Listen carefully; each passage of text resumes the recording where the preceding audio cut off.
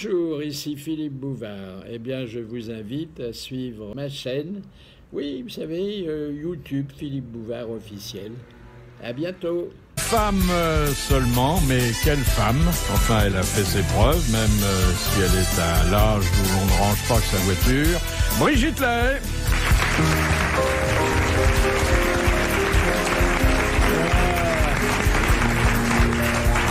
On a parfois la nostalgie de ses prestations cinématographiques, mais il reste des traces. Ah oui? Ou dans les cinémathèques, hein.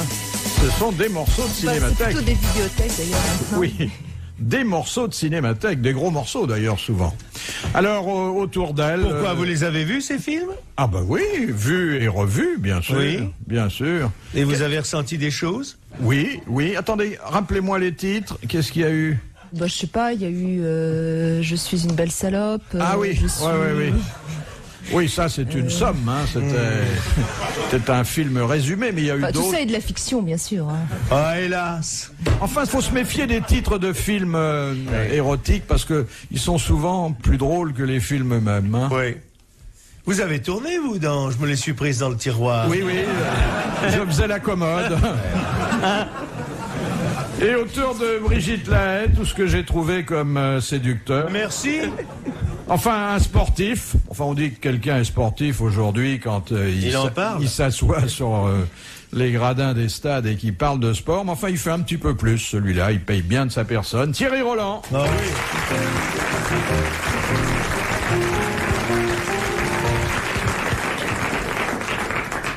Un poids lourd de la séduction, mais une 45 ans d'expérience au service de la femme et pas une réclamation. 90. Léon Zitrone.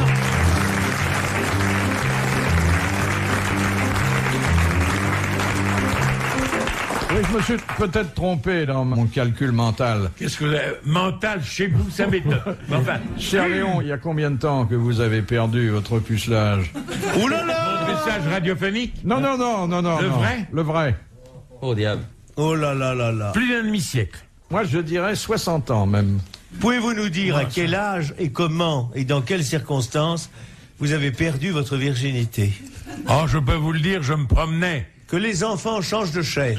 Au bois de Boulogne. Au bois de Boulogne. Et une dame m'a dit, chérie, tu viens. Oh, vous êtes J'ai été très surpris. C'était la première fois qu'on le reconnaissait dans la rue. J'avais une quinzaine d'années, je pense. Et ça vous a coûté combien? Je suis allé d'abord demander 100 sous à ma mère. Ah oui. Oui. Qui habitait tout près du bois. D'où la fameuse Et chanson. puis quand je suis revenu à l'endroit où était la dame, oui. Elle avait foutu le camp avec un autre. Vous voulez dire que c'était pas une femme entièrement sérieuse? C'était pas une femme entièrement sérieuse, mais elle faisait sérieusement son métier. Dès qu'elle vous a vu, elle vous a pris. Attendez. Alors vous êtes revenu, elle était là? Non, quand je suis revenu, elle n'était plus là. Bon, bah alors, avec qui vous avez perdu ça? Avec un arbre, il était tellement mieux. Qui s'est farci un J'ai pris mon vélo et je suis allé rue Vercingétorix. Du côté de la gare Montparnasse, numéro 3 actuelle. Oui. Et là, j'ai fait ce qu'il fallait. Et ça m'a pas plu. Dites-moi, Léon, on me dit que la première fois, déjà, vous avez payé en roubles. Vous avez débuté très jeune, l'espionnage. Non. Bien, et puis, notre affiche est complétée, mais vous l'avez déjà compris, déjà entendu. Et moi, alors, Albert? Par Jacques Martin. Bien.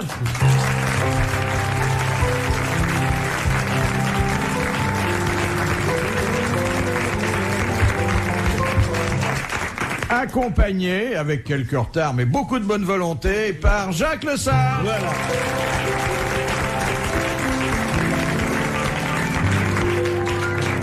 Plus connu dans le métier sous le nom de pianiste au moufle. Ça y est, ça commence. Tu vas voir. Première citation que nous On n'a pas envie de faire pipi avant de commencer l'émission? On a fait. Ah, on a fait. On a pris nos précautions. Alors, de Monsieur Le Vieux.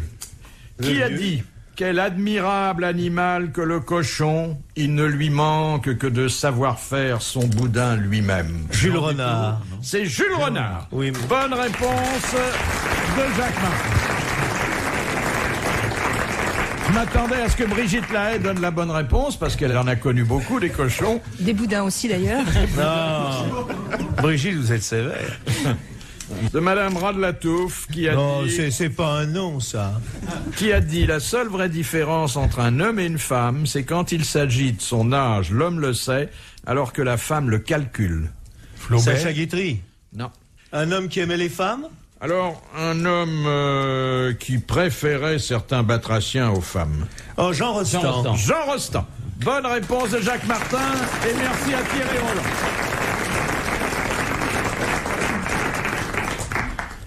Il était passionné par les grenouilles. Hein. Oui, et par les femmes.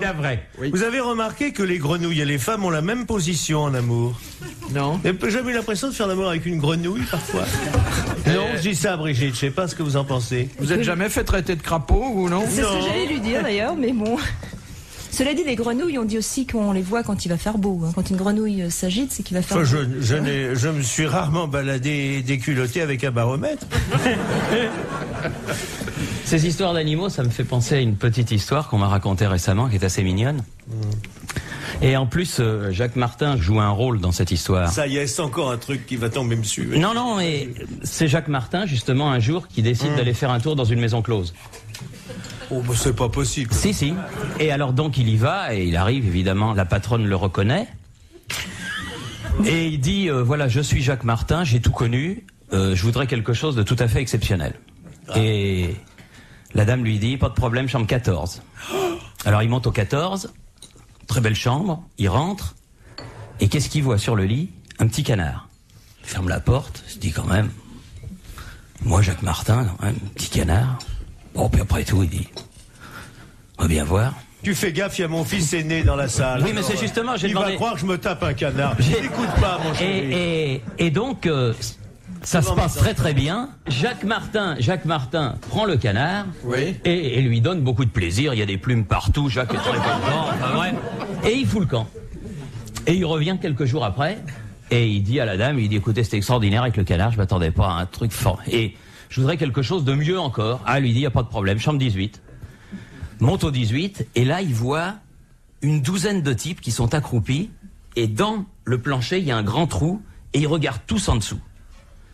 Et Jacques Martin se rapproche, et il regarde, et en dessous, il y a 7 ou 8 bonnes femmes, plus belles les unes que les autres, qui sont en train de se donner des coups de fouet et tout, qui sont habillées avec du cuir et tout. Enfin, c'est fabuleux. Il regarde tout ça, et à la fin, il dit au mec d'à côté, qui ressemble un peu à Léon, du reste, il lui dit... Ah, il y avait Léon. Il dit, mais Léon, c'est extraordinaire, le spectacle auquel on vient d'assister. Oh, il dit, t'aurais dû venir hier, t'aurais vu Jacques Martin en train de se faire un canard.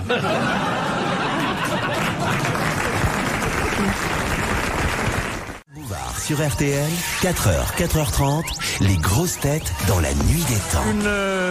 Une question. Une question de... Qui est scientifique? Madame Portier de Mons. Oui. Quel effet est censé produire la couleur rouge sur les hommes et violette sur les femmes? Elle les excite. La violence? Oui, elle les excite. Elle procure une augmentation de l'activité sexuelle. Bonne réponse de Léon Zitrone.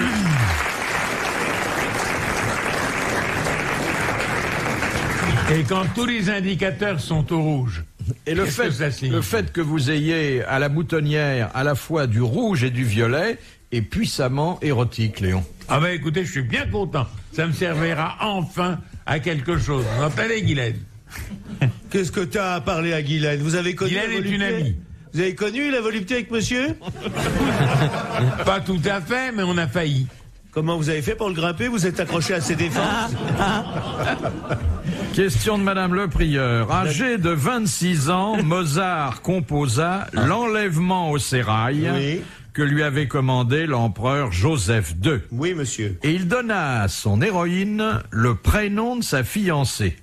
Celle-là même qu'il enleva pour l'épouser le 3 août 1782. Ah, c'est la veille de mon anniversaire. Oui, bon, enfin, ça fait pas progresser le schmilblick. Mais enfin, c'est quand même la veille de mon anniversaire. Alors, vous voulez le nom de la petite fille? De la fiancée. Oui, monsieur Léon. En somme, c'est la femme de Mozart. Ben oui. C'est Léon, elle. C'est elle qui, sur le prénom. Non. Non? Ah. C'est la Clotilde? Je connais qu'elle. Non, là, tu devrais savoir. Hein. Charlotte? Non. Mozart? Non. Merde, je connais qu'elle. Alors. J'ai perdu. Germaine. Non, il n'y a pas de Germaine Mozart. Monique. Il n'y a pas Monique Mozart. Paulette. Non, c'est un très beau prénom. Paulette Attends, Mozart. 2 secondes, Paulette Mozart. Paulette Mozart. Enfin, pourquoi pas. Tu confonds avec Jackie Sardou. Oh, je connais quel bon sang, je me giflerais. C'est pas Clotilde? Mais oui, je la connais, la femme de Mozart.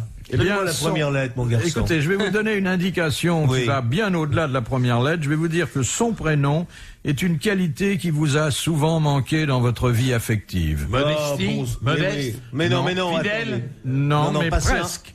Constance. Constance. Bonne réponse de Jacques Martin, c'était Constance.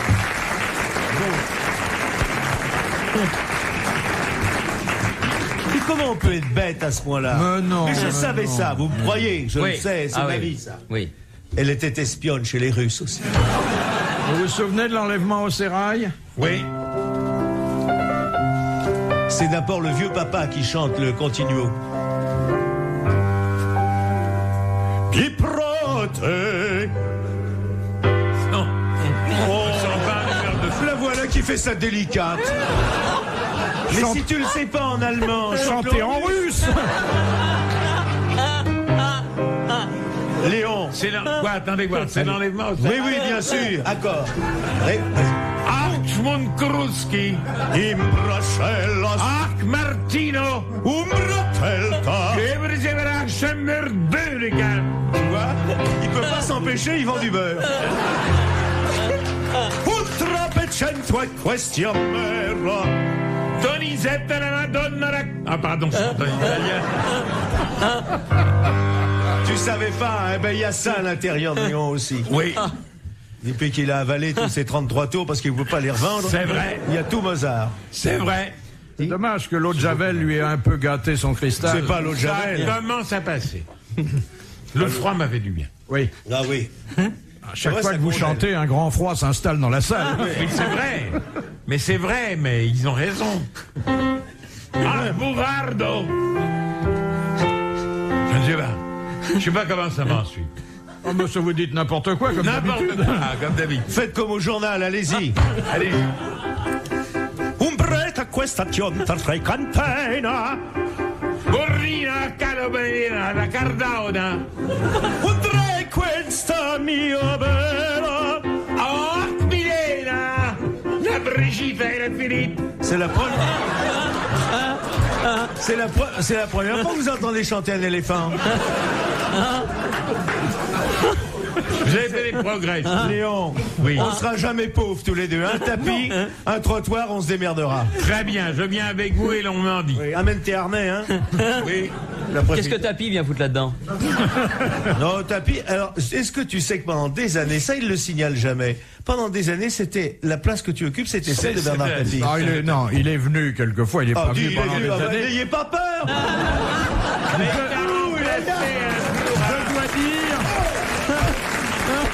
Je dois dire que j'ai rarement vu quelqu'un s'installer aussi aisément Oui. parmi nous. Oui. En l'espace de 10 minutes, il avait tout compris et ça a été une grosse tête C'est vrai, une remarquable. grossette remarquable. Et vous a remplacé à Rueil-Malmaison un jour que vous vous étiez évanoui. On ne dit Ah non, pas. Non, il s'était pas évanoui. Il était coincé dans sa loge, on l'a cru malade. Il avait fermé la porte. Et c'est vrai, tout indiquait qu'il avait un malaise, puisque derrière la porte, angoissés, nous étions là. Ouvrez, Philippe. Et on entendait... à mon avis. Va Philippe. À quoi était-ce? Oh. Et il a dit non, je veux pas sortir, éloignez-vous, éloignez-vous. Et moi, j'ai eu l'opinion, à un grand moment, vous aussi, qu'ils étaient deux. Oui. Dites-vous aussi, vous l'avez eu, votre petit malaise, quand vous avez jarbé sur les hors d'œuvre. Oui. Tu veux pas, la première rangée était couverte de céleri rémoulade.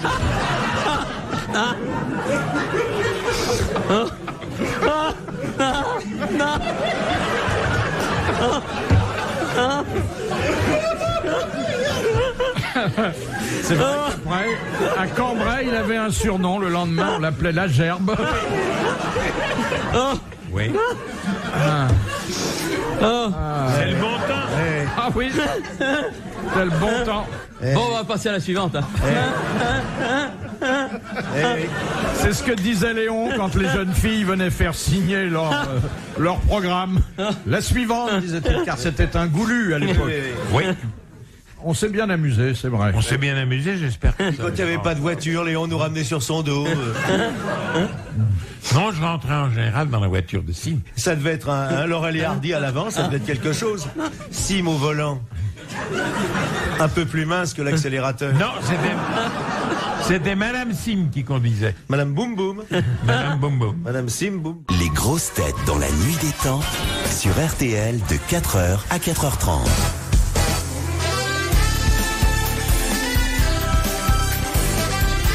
Du rire dans les grosses têtes dans la nuit des temps du 20 juillet 1994. Autour de Philippe Bouvard, Thierry Roland, Léon Zitrone, Jacques Lesage et Jacques Martin qui revient sur les films de Brigitte Lahaie. Question de Mademoiselle Belpère de Loche. Oui. Quel usage le prêtre... Est-ce que tout le monde a compris, Belpère? J'en vois que... Quel usage le prêtre fait-il du manuterge? Le manuterge, ça pour bénir. Non. C'est ici, ce qu'on porte à la main droite, la main qui bénit, c'est une étole qui enserre le bras. Non, je me suis planté. Chez vous, il fait ça avec une étole?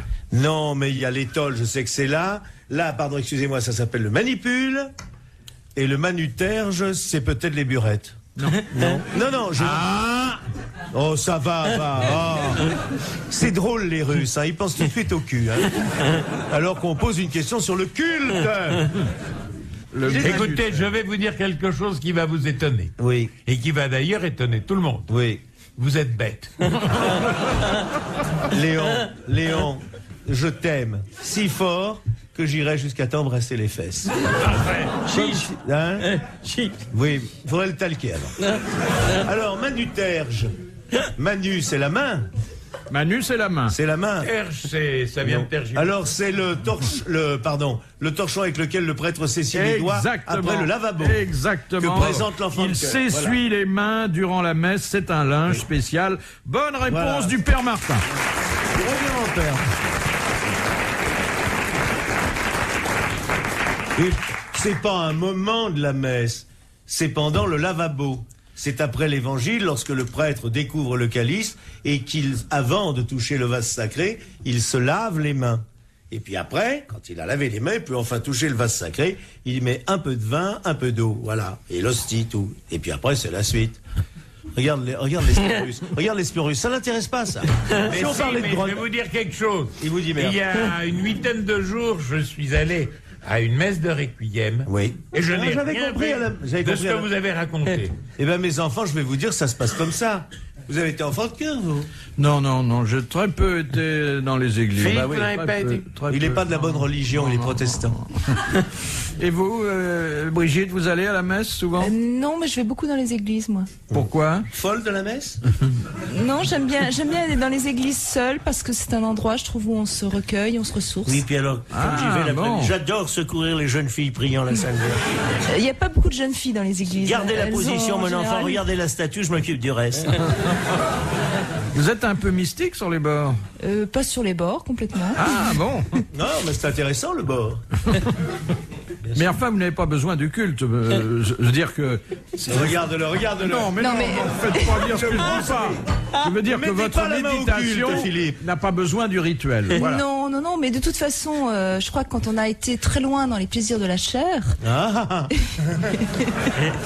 on peut après... Vous n'avez pas été très loin, apprécier d'autres plaisirs. Non, j'ai été très loin, je crois. Non, arrêtez. Je vais vous dire. Regardez tous ces visages innocents. Si vous saviez le stupre qui s'y accoche. Non, vous avez magnifié ces positions que j'ignorais. Le petit train d'Orléans, la route de Bangkok. La grenouille. Oh, les grenouilles, les enfilés d'Auteuil, la perverse de Nancy, la vicieuse de Limoges, l'enfoiré de Montélimar, enfin, toutes ces créatures que vous avez incarnées à l'écran. Regarde. Parfaitement, Thierry. Non, c'est intéressant ce qu'on dit. Ouais. C'est un métier. Ah oui, c'est grandiose. C'est un métier rare que le vôtre. Non, mais d'une certaine manière, j'ai fait le tour de France, là. Mais bien sûr, mais c'est très beau. je vais vous dire. Et alors, dans une église, vous demandez pardon à Dieu? Ah, pas du tout. Mais il est ravi, Dieu. Vous croyez qu'il s'emmerde là-haut? Heureusement qu'il y a les films de notre camarade. Vous croyez que c'est marrant un samedi là-haut? Heureusement, il y a Bouvard sur la une. Non, mais Dieu ne demande qu'une chose, qu'on donne de l'amour. Moi, j'en ai donné.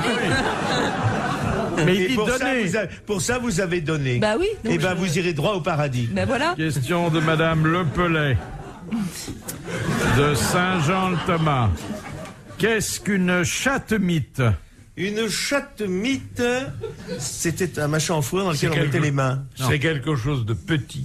Non. Non, bah, c'est pas parce que vous êtes tombé sur des mauvais coups qu'il faut dire ça. Brigitte, à votre avis, vous qui connaissez bien la chatte-mythe, ça peut être quoi? C'est une punaise de bénitier, non? Non. La Fontaine l'emploie beaucoup. Oui. Et ça, c'est exact. Un chat faisant la chatte-mytte. Oui. Il dit un chat faisant la chatte-myte. Mais en fait, c'est une expression qu'on pouvait appliquer au comportement humain. Est-ce que ce serait pas une fourrure qu'on collait aux ecclésiastiques? Non. Faux cul? Non. Non.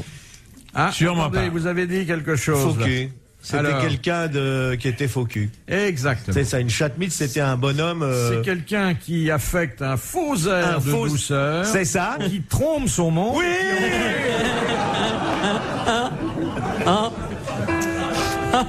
Et qui en fait est redoutable. Redoutable, oui. Bonne réponse de Jacques Martin.